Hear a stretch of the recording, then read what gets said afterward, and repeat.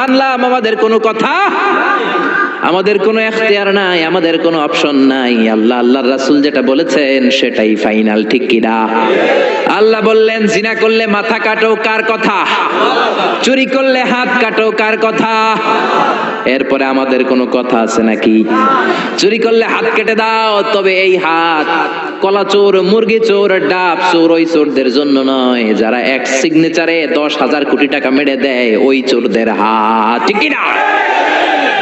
যারা শেয়ার বাজার খেয়ে ফেলে, হলমার্ক খেয়ে ফেলে, রাস্তার রড খেয়ে ফেলে, তাদের হাত কাটো, যেরকম, ঠিক কিনা?